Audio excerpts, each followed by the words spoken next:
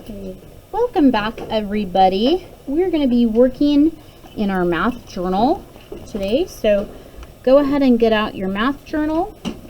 We are going to be doing page 31. So yesterday we talked about compensation. Today we're talking about the expanded form strategy.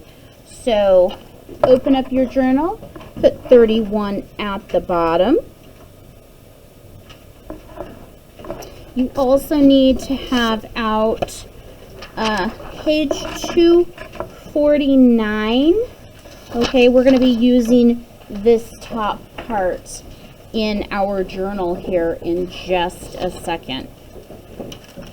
So make sure that you're on page 31. And today, like I said, we're talking about our third strategy for solving double-digit addition. And this is the expanded form strategy.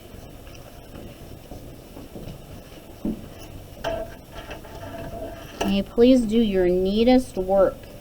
Now, I call it the expanded form strategy. The book calls this strategy, okay, we'll put that down. The Go Math book, the book calls this strategy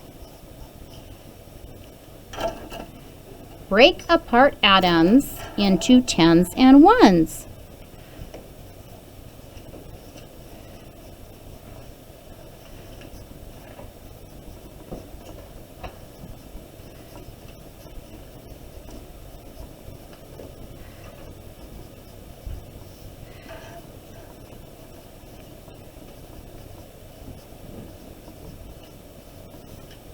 Which is basically the same thing, because well, it is the same thing, because that's what we're doing when we write a number in expanded form.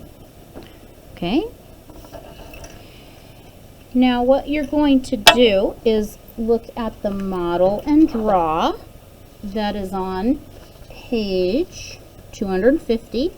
And if I am going too fast for you, please hit pause. And we're going to snip off this top part where it says break apart the atoms into tens and ones. Add the tens and add the ones, then find the total sum. So first we write it in expanded form, both numbers, and then we add down, okay? And then we add across. Well, that's how we do expanded form. Right? The only thing I don't like is I wish that they would have spread these out a little bit so that our tens were lined up here and our ones were lined up a little bit better here. But they do that in the examples. So I'm going to neatly kind of trim this off without cutting off any of the words like we always do. And then I'm going to check and see if it will fit in my book without a problem. And it looks like it will. So I'm going to get out my glue stick. You don't want, if you're using white glue, you just need a couple of drops. You shouldn't have any glue oozing out. If by chance you do have some glue oozing out, then you need to leave it open to dry. So squeeze that in, glue that in. Make sure you don't have it sticking out of your book.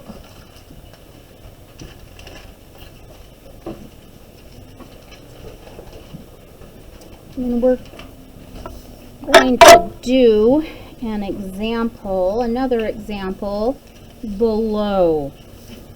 Now, like I said earlier with this strategy, you have to make sure your numbers are really lined up. Okay, so let's try this one. I'm going to skip a line. Let's try 35 plus 54. Notice how I'm in the lines and I'm lined up. Okay. Now what I do, all right, draw an arrow. 35, I'm going to break that apart into 30 plus 5. 54, I'm going to break that apart into 50 plus 4. Make sure I'm lined up straight here and lined up straight here. Okay, then I add down. All right, so 5 plus 4 is 9. 30 plus 50 is 80. I add down, and now I add across. 80 plus 9, ooh, that's a nice number to add, is what? It's 89. In fact, here I'm not going to do an equal sign. An arrow, I'm going to do an equal sign. So 80 plus 9 is 89.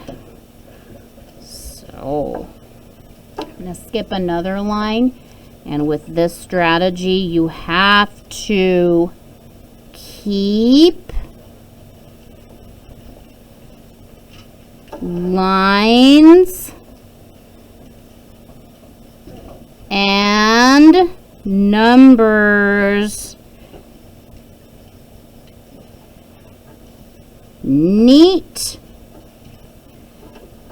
and straight,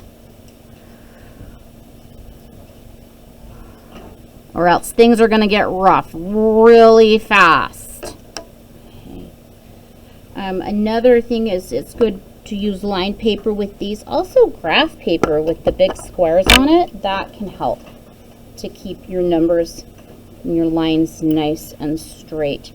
I'm just going to grab a, well, maybe I'll do like a light green.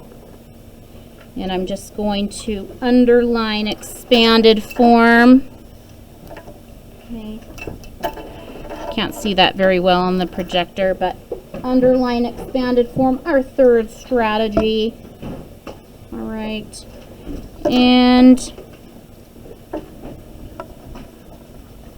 how we are adding across and adding down. And then we need to keep our numbers and lines neat and straight. So we'll highlight a little bit there. So our third strategy, the expanded form strategy. Go ahead and finish this page. Thanks for working hard today. Think about which strategy you like the best so far of the 3 strategies we've learned for double digit addition. I will see you again soon.